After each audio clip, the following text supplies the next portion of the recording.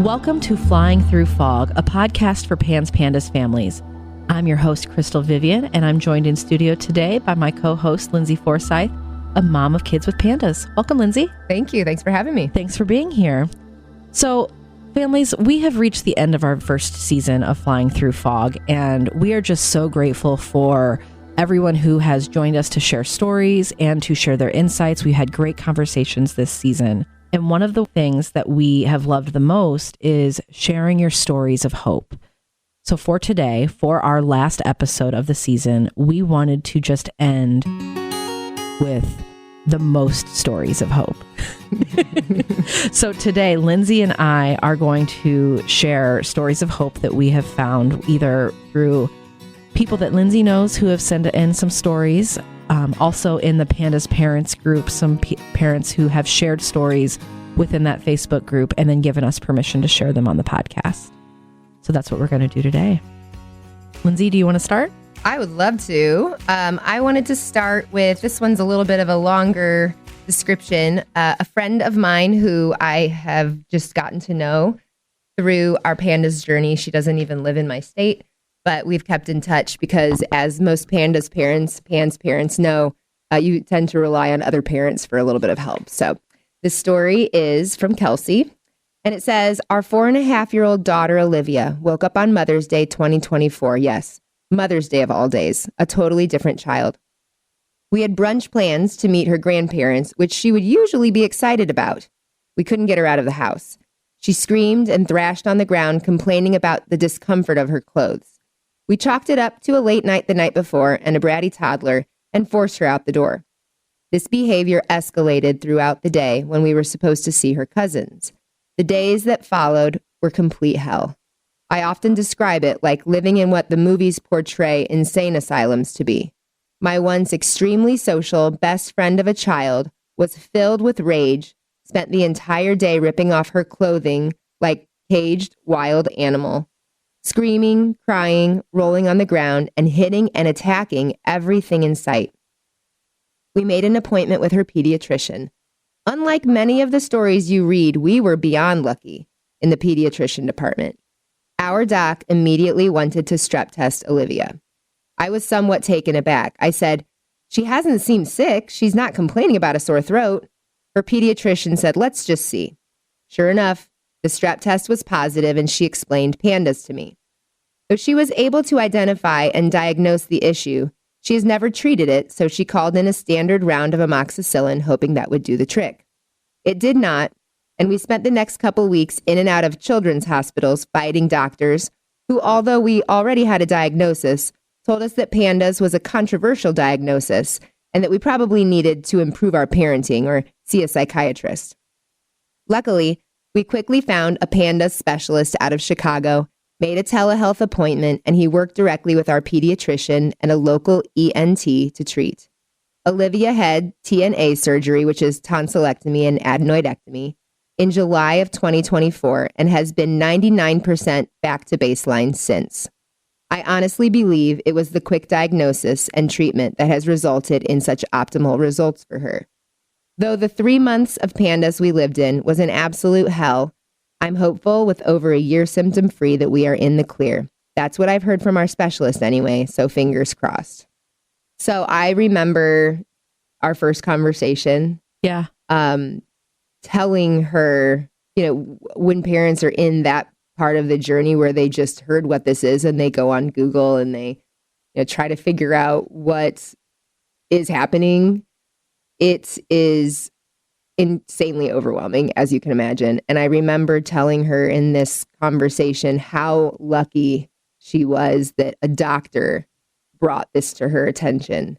And a doctor was the one that was giving her the information, because so many of us parents who are listening and who have been on different, social media groups, we're advocating to doctors for our kid. So, there's a story of hope right there inside of that story of hope to me. Yeah, that there are pediatricians out there who know PANDAS and can identify it. And can also tag out when they feel like, okay, this is a little bit in over my head territory. Yeah. And more of the details of this is they did develop a team of specialists around their child, and got a lot of different opinions. And it was very helpful to them to have just some people that really believed in them from a medical perspective. So in the most recent conversations that I have had, and 2024 is recent compared to, the however long since the early 2000s, this disease was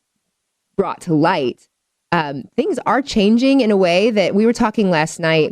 Angie and I were guests on a different podcast for OCD, how the problems that a lot of us have right now, the hope is in the details of, at least now doctors are recognizing it. They may not know what to do with it, but we're seeing more and more people not just shut people down at the door, not gaslight them into saying, well, like in part of her story, yes, this was, a problem. But it's more now, how do we address it? Less, we don't even identify it. Doctors are coming around to the research. So lots of little glimmers of hope in that story for me, reading it. But gosh, that's that first part where she was talking about the movies and the insane asylum. You really do feel like you're living in a twilight zone. And then to have her come out of it and have this story to share is just, I'm so grateful that she was willing to share that story with us. Yeah, it's incredibly powerful. Yeah. Incredibly powerful. I agree. Thank you, Kelsey.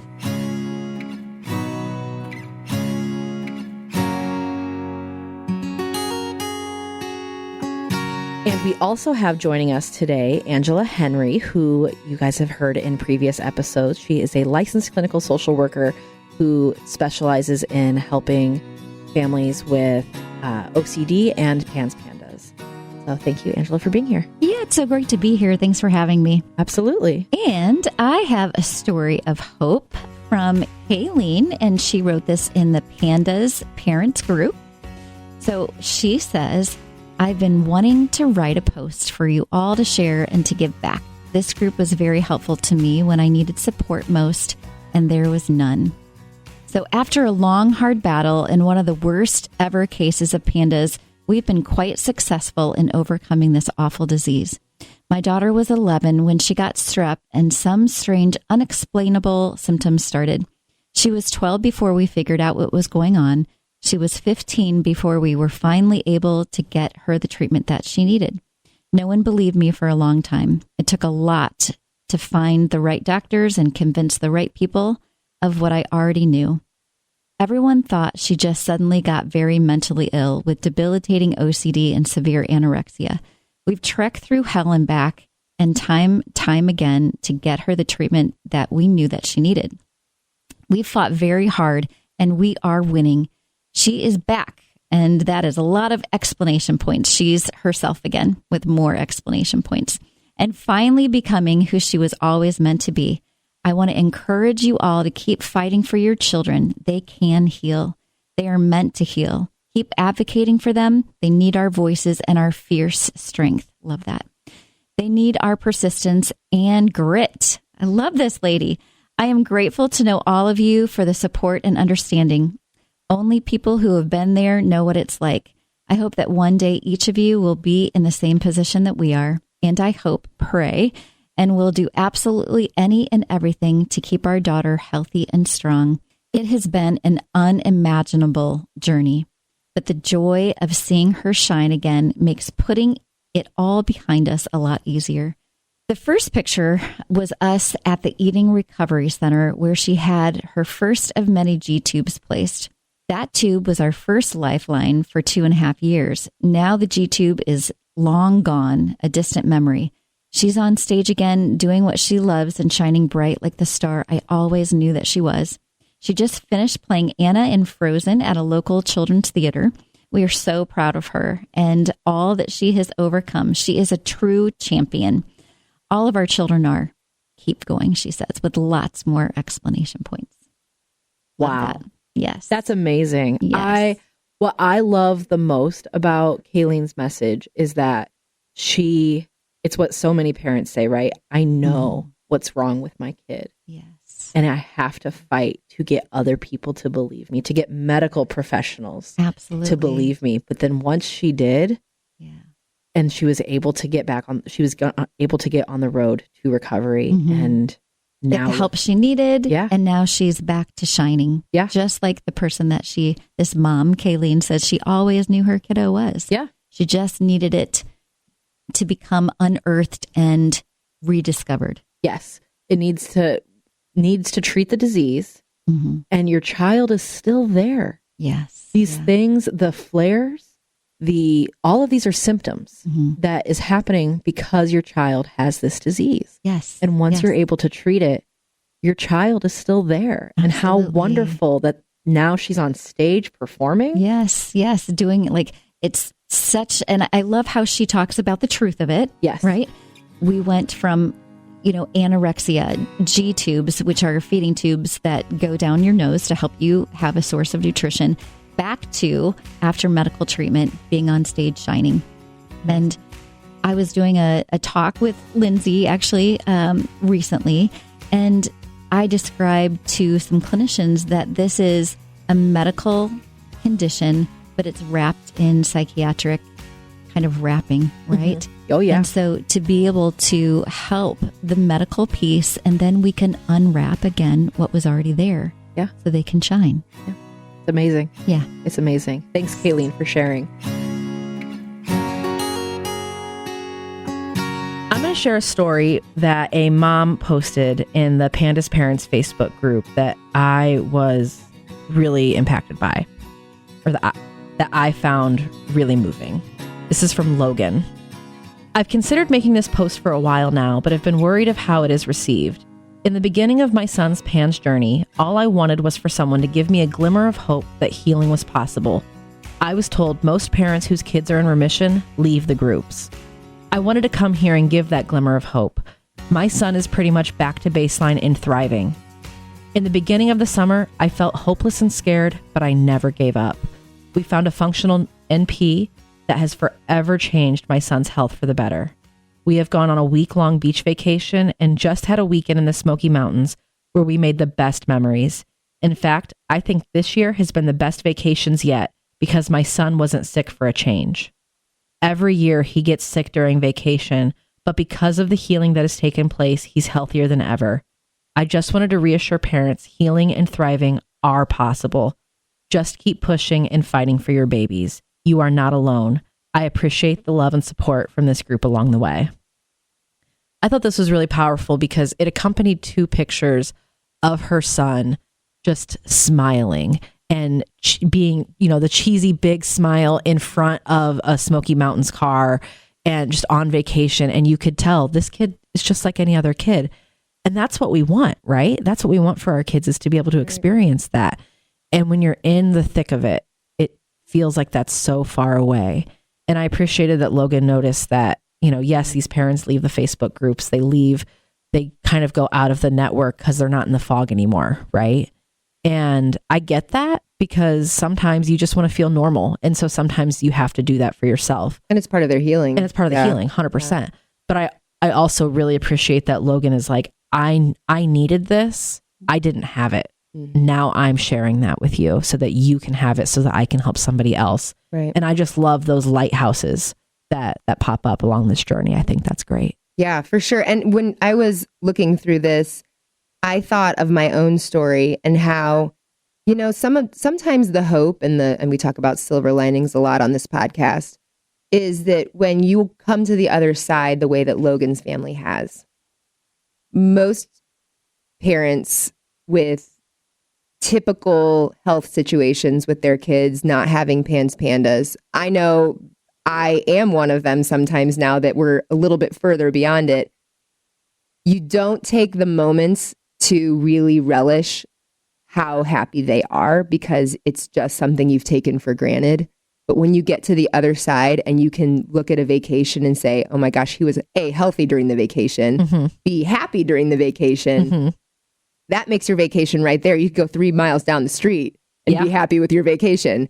So just the fact that Logan noticed the happiness and could savor the happiness, sometimes it's the hard that helps us to see the happiness with a little bit more brightness. So I thought that was pretty cool. Thank you, Logan. I think that was a good reminder to me to remember the first time I really heard my son laugh after he was treated.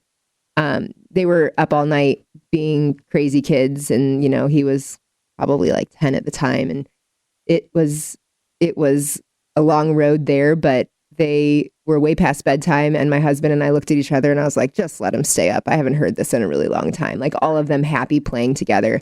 And so it's just like, I think when people are going to hear these stories, they're going to be like, oh my gosh, yeah, I had a moment like that I didn't even think that was such a cool moment. But when people like Logan bring those things to the forefront, those of us further out of it can really look at it and say, yeah, I've almost forgotten what it's like to savor those moments. Maybe I should savor them again, Yeah, absolutely. And that's important. It's hard when you're in the middle of the muck too, and when you're in the fog to find those little glimmers, but they're there. Yeah, thank you for sharing, Logan. I encourage every parent on those social media groups to share a little bit of hope when you have them, because it does go a long way for the people early on in the journey.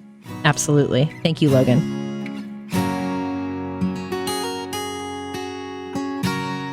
Hey, this is Angie again, and I have another story of hope from Lisa, who posted in the PANDAS Parents group.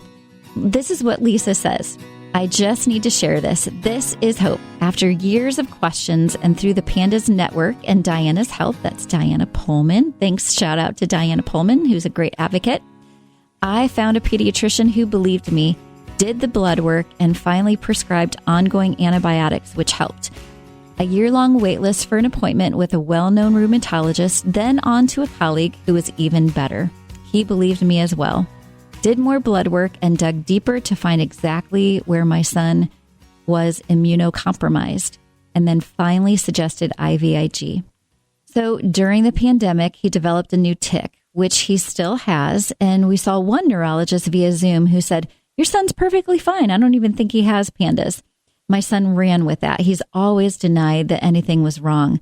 But the new rheumatologist really explained the blood work and offered a med for the tics. My son is now 19, still on antibiotics, and is in pre-med. I'm shocked and in awe of him. He lives in a dorm at a school. He still has issues when he's around people who are sick, but he calls me for help. He still is taking antibiotics because now he says he can feel that they help him. He has some bad days, but we all do. But he's adulting. My hope is that he'll become a doctor that helps kids like he was, and parents won't have to come in and whisper, we think our child has PANDAS. It's a very scary disease, but there's hope. That's awesome. Yeah. Wow.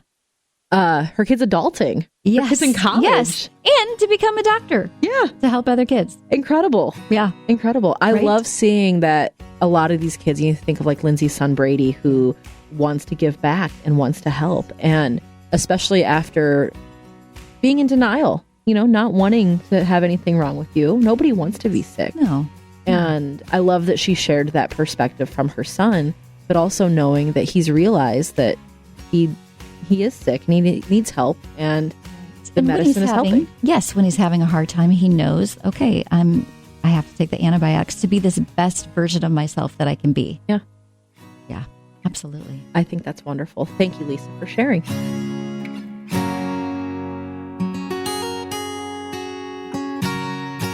I have another story from a Mom and the PANDAS Parents Facebook group. This is from Shauna. I'm posting this to give you all hope and to let you all know there is light at the end of this tunnel. This is my middle son. He was diagnosed with PANDAS when he was in 3rd grade after sudden onset of OCD, Tourette's, depression. The list goes on. He was on Augmentin for 5 years, had several steroid bursts, tonsillectomy, and 1 round of IVIG. He is graduating in a couple of days, summa cum laude. He earned over 100 career wrestling wins this season, led his football team in tackles this year with 139 tackles. Days were very dark for a number of years, but he is a thriving young man. I wanted to post this because I remember searching for hope, and I'm here to tell you, don't give up. Don't stop trying to find the best treatments that work for your child. I have goosebumps. Right? Like the fact that 3rd grade, he was diagnosed when he was in 3rd grade, and here he is in college, right?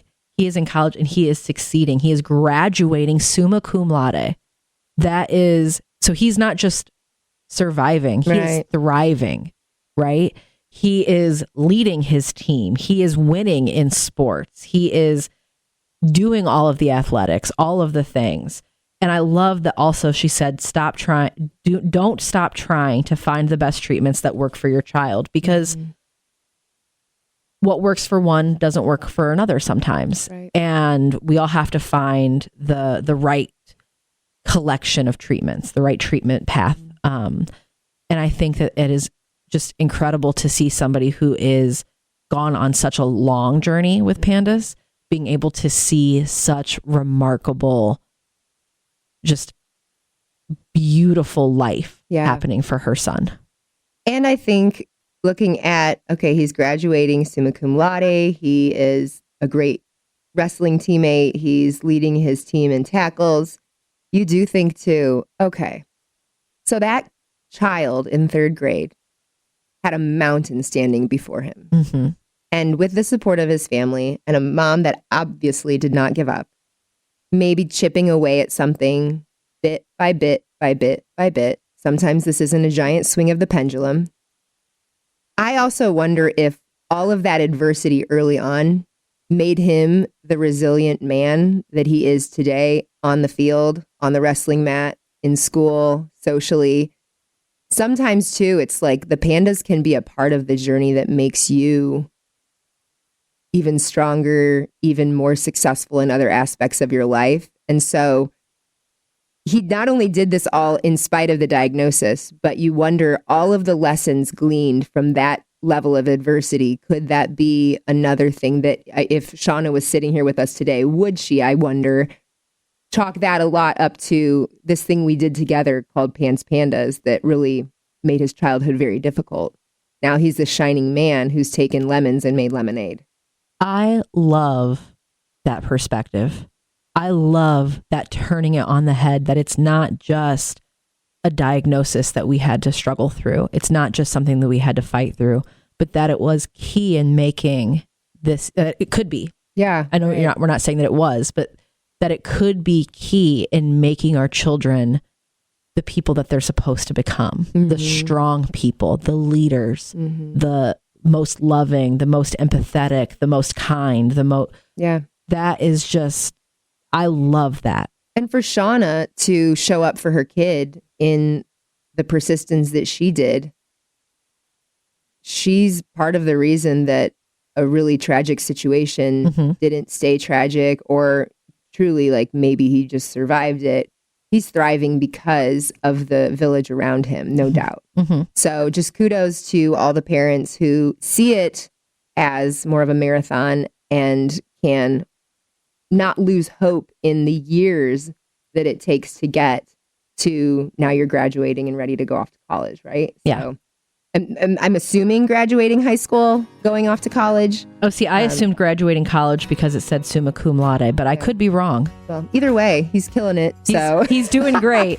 He is doing so great. Yeah. Well, and also Shauna mentioned that that's her middle son. So she has at least 2 other children who are along this journey too. Right. And I hope that they had such, like, I hope that where they are now, they are seeing this positivity, and that's right. Maybe what they experienced also watching their brother go through this has helped them as well. And that they've able to get that lemonade, and it's that much sweeter. That's right. Yeah. That's right. That's awesome. So this next story is another PANDAS parent who lives in the United States in the Midwest. And she said, back in 2023, PANDAS stole my child out from under my very eyes. My calm and quiet kid became trapped in her own head, despondent, scared, anxious, a shell of herself. We experienced school refusal, OCD, separation anxiety, and the list goes on. I was at a loss of what to do, therapy, doctors, testing, which she didn't want to participate in, IEP meetings, and more medications in hopes of seeing some relief and answers. Until God placed the right people into our lives. A therapist that had the thought to mention testing for strep infection. Another mom and now dear friend who reached down to help me and illuminate a path. Medical staff and 2 rounds of IVIG that gave my daughter a fighting chance in life. While we still struggle in many ways, we are more educated, more prepared, and have tools that allow us to navigate this often too dark road. At the beginning of 2023, OCD ruled her life. It was severe in the eyes of the SciBox assessment, but most recently, she was assessed as subclinical, which is a really big deal. Our story might not match yours exactly, but at the heart of all of our stories are kids who desperately need us as caregivers to push forward, to continue to be curious and find and utilize the support that is out there. From one caregiver to another, our stories are important and have the ability to shape the next generations. So this is another example, similar to Krystal's, of a mom who's not always going to have 100% remitted children and like rides off into the sunset and says, see you later. Like this is a mom who, and in conversation with her offline, there's always optimism in her story. She's the kind of mom that's always able, and I'm not like that at all. So these help me, but she's the kind of person that always finds a way back to the positive. And I think her children are so blessed to have that. And I know many of the moms that are Pandas moms, Pans moms, Pandas dads, Pans dads, we're all so different in the way we handle the trauma ourselves. But I really do admire the moms that can stop in the middle of it, in the middle of the fog, so to speak, right? Yeah. And be like, wait a minute. Okay, like we're better than we were though. We're not perfect by any means, but we're not debilitated by this OCD that doesn't let us leave our bedroom anymore. Yeah. So just so much in the little baby steps in this story to me. Yeah. I think it's incredible to be going through something like Pandas and just watching your child become somebody totally different and still being able to find the silver lining, still being able to find something good and something to be optimistic about. Like, wow, what an incredible viewpoint. Right. That is something that we wish that we could bottle up and share to everybody. Right. But I love that. I love that she does that. And I love her message at the end where she says that our stories are important and have the ability to shape the next generations, because that is so, I want to get that tattooed on my forehead. That is so true. And it is so important to share our stories. It's so important to talk about, yes, the stories of hope and the things that we want to celebrate and the things that we are moving towards as goals, right? Yeah. But at the same time, it's really important to share when we're struggling. Yeah. It's really important to share when things are really hard. That's something that you have done. And look at everything that has happened because you've been willing to share your stories and then help other people. And I think that that is so powerful. And the more that we can do that, we feel less alone. We help other people feel less alone. And ultimately, we make things better for our children. Yeah. Well, and I think to add on to that, I found out about Pandas through another mom whose child had it. I had seen therapists. I thought that was the step you take, right? Your child seems to be overly anxious or not leaving the house or not wanting you out of sight, asking weird questions. The first thing we did was, okay, like either something is wrong with our parenting or something is wrong with his head. So let's go to a therapist. It was a mom, and the therapist was amazing. It was just, this was at a time earlier on where it wasn't well acknowledged. It was just, I didn't know how to connect the dots for the therapist. So I was only giving her half stories. I didn't think that two of these symptoms were under the same umbrella anyway. But, and it was, again, fabulous therapist. But I didn't know to go to a doctor. I went to a mom in conversation, and she was like, hey, I don't want to stick my nose where it doesn't belong. But sometimes, to the point about stories, telling your story will help other people to make, like, synthesize the symptoms. And if they see them in their own child even.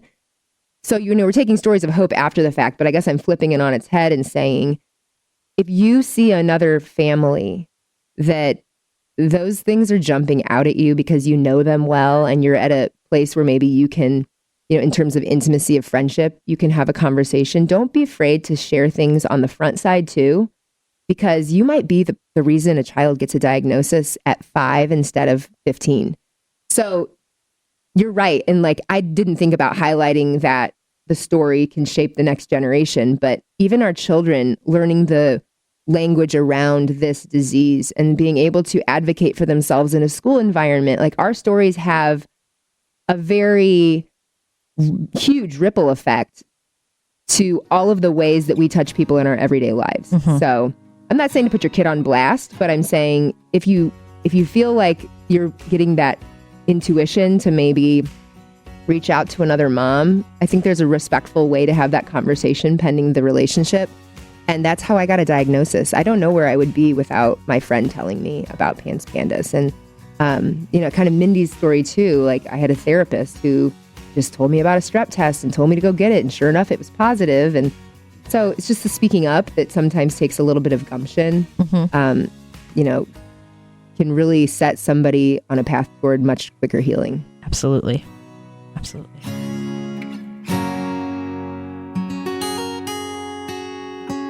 I'm going to share a story from a woman named Krystal who posted it in the PANDAS Parents Facebook group. Love her name. She has it with a C. I spell it with a K, but it's a great name. She posted this with 2 videos that she had taken a year apart of her daughter on her daughter's birthday, which that in and of itself was really powerful. But in one video, her daughter had a piece of watermelon cut like a birthday cake because she had so many issues with food that watermelon was really like, that was the treat that she could have. She couldn't even have cake. They'd put a candle in it. They were singing her happy birthday. And this kid just looks exhausted and dejected and just is not having, like, you can tell that this kid is hurting. And then the second video, she has a slice of cake with a candle on it. She is smiling. She is radiant. If you didn't see them side by side, the video side by side, you would not think that these were the same child, not knowing this family. So that was really powerful. Krystal's message was also incredible. This is what she said. I have to share this story to give my fellow PANDAS parents some hope. The first video is a year ago today, 2 days before PANDAS hit our home with a vengeance and truly traumatized us all. My daughter was lost, broken, anxious, and struggling immensely, and we had no idea the kind of hell we were about to face the following months. Her cake was watermelon due to food restrictions. She was barely eating anything at this point. She was incredibly anxious and fearful when this video was taken. Fast forward to today, a year later. She is healing and happy. She eats almost everything. She plays with her friends. She lives her life again. And most importantly, she is herself again. We have setbacks. Not everything is perfect, but she is 99% better than she was a year ago. It truly is a miracle because just last year, I was in a true state of hopelessness and I genuinely didn't think I would ever see this version of my daughter again. I accepted that hell on earth was my new reality. All this to say, if you are in the trenches of this awful illness, I promise there is hope. We are living proof that it gets better. It may seem like it will never end, but I promise it will. I love that. I love how she doesn't jump right to the hope. Like, she kind of sets the picture of that first birthday video that she posted. And as a mom, having gone through that similar moment in our journey of feeling like there may not be relief in sight and trying to wrap your arms around the diagnosis to begin with, or even a lack of diagnosis. I think about when she was talking about that watermelon cake and the video with it, like the mom on the other side of the camera, right? Like you're trying like hell to make this birthday something of a positive event.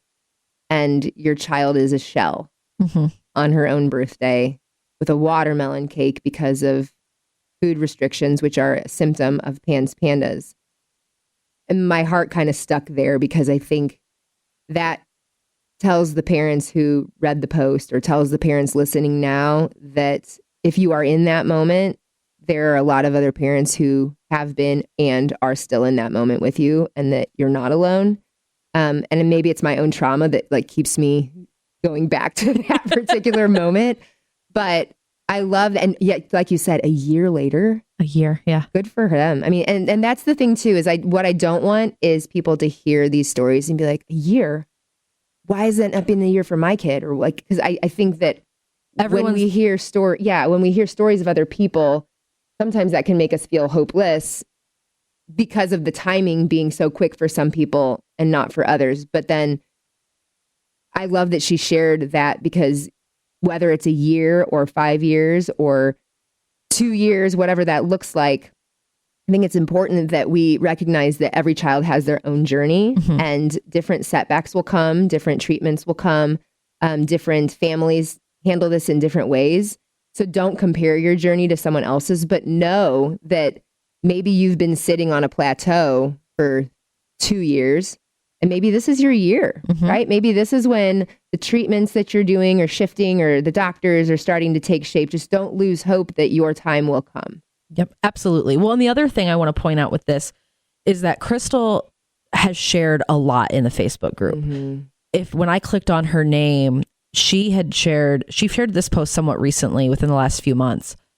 She had other posts in there since this post asking for advice, asking for resources, asking for help. She had other stories, other posts from a few months even before this post and last year, sharing glimmers of hope. Yeah. So she's also, don't think that it's not necessarily a end destination. Right. It's, even when you get into remission, you still might have triggers. You still might have flares. And we're all in this, like, that brings me back to the flying through fog vision, right? And this idea that sometimes we're at the front and we're leading, and sometimes we need to go to the back and we need help, right?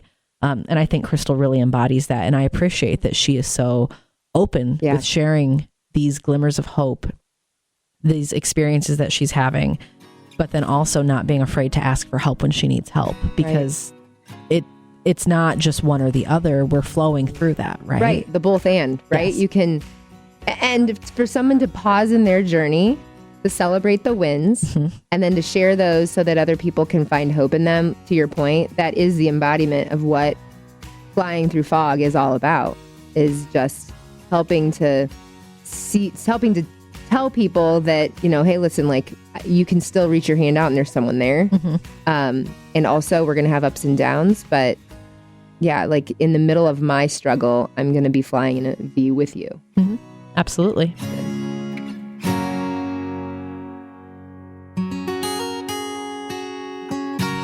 Hey, this is Angie, and I have another note from Brian, a story of hope. And Brian posted in the PANDAS Parents Facebook group the following. Let's hear what Brian has to say. I know a lot of people are struggling, and we went through 2 years of absolute hell. Hope this can give some hope to those who need it. So he says, things have been improving. Don't know if I'll ever be able to say he's 100%, but he's doing amazing. He caught 7 innings tonight in some hot and humid Midwestern weather. We know what that's like. Heat is one of his biggest triggers. Okay. Also, he got all A's in 6th grade after missing half of 4th and all of 5th grade because of school refusal, which we hear so often. We are so grateful. Wow. Yeah. Wow. What a huge 360, 180. Yes. Yeah. 180. Whatever it is. Whatever the math is. Up and down, inside out. Yeah. Right? Wow. School refusal. Absolute. Yeah. I think such a big deal. Yeah. We just talked about that in the previous episode. But to go from, that's a huge story of hope. To go from school refusal, missing a year and a half of school. Yeah.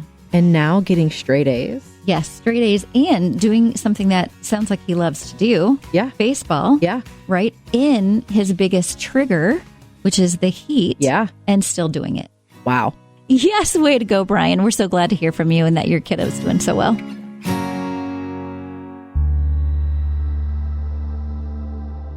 Okay, that's a wrap on the first season ever of Flying Through Fog.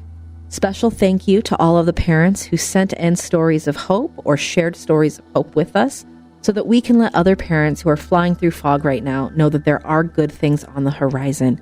Just keep going. Thank you to Angela and Lindsey, both for sharing our stories of hope today, and also for the work that you've both done this season in the episodes and also behind the scenes to make Flying Through Fog an important resource for families who are navigating PANDAS.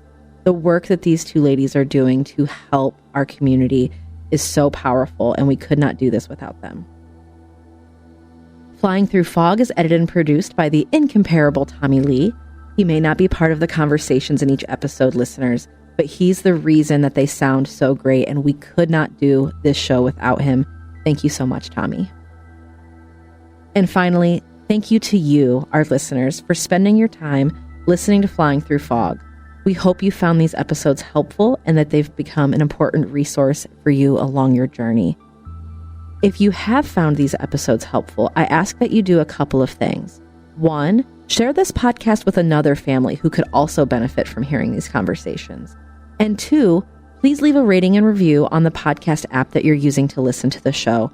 Both of these things are the best ways to make sure that other families can find Flying Through Fog so that we can help more people. Ultimately, that's what we want to do. If you're currently in the middle of flares, waiting for a diagnosis or treatment, and you need help, please seek out Surviving the Flares, an emotional toolkit for PANDAS families in crisis mode. This is our 2-episode triage podcast. We've talked about it before in this show, but it can help your family while you wait for treatments. Just search for Surviving the Flares on your favorite podcast app. If you have a story of hope or an idea for a future episode to share, please email us at pandas@federatedmedia.com, and that email address will be in the show notes. This is the last episode of Season 1, but we will be back for Season 2 of Flying Through Fog in 2026. My name is Krystal Vivian. If you're flying through fog right now as a parent or caregiver of a child with PANS or PANDAS, please join us in the back of the V. We'll help pull you forward so you can catch your breath. Let's fly through fog together.